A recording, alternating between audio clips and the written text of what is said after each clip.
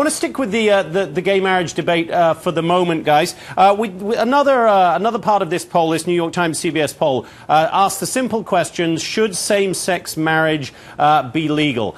A pretty close split there. Yes, 42%, no, 51%. Ed, do you think that really points to the idea that this is a sort of is just going to even out in terms of votes for the presidential election and isn't actually going to be a difference maker come November?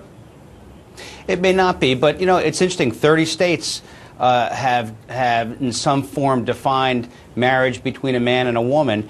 And so 30 states. And so when you're talking about a presidential election, and since we're not talking about popular vote countrywide, we're talking about individual states. So when you look at individual battle states like North Carolina, Virginia, Indiana, and even Florida, I think that it hurts the Obama campaign on the whole.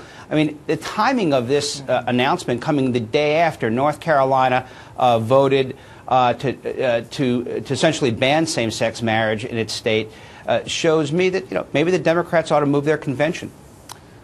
Leslie, what say you about whether this makes a difference come November? Well, Ed, with the utmost love, I'm sure that you and all your buddies on Sunday in church think this matters to the American people, but it doesn't. I mean, let's be honest. Republicans are going to vote for Mitt Romney.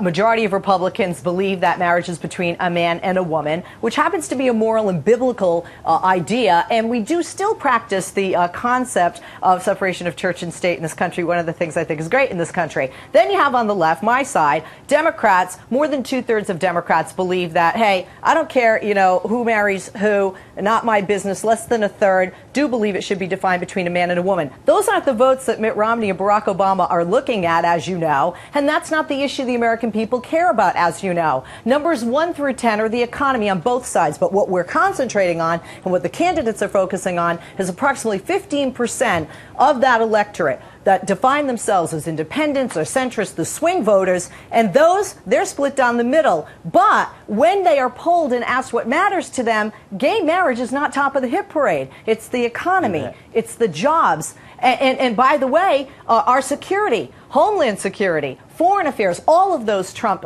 gay marriage, which seem to be more of the Christian conservative top 10, which are not America's top 10. Ed, is that a fair point that President Obama, in a sense, wasn't taking any sort of risk here? Because the only people who are likely to be really motivated to not vote for him were never going to vote for him anyway. This issue isn't going to make a difference there.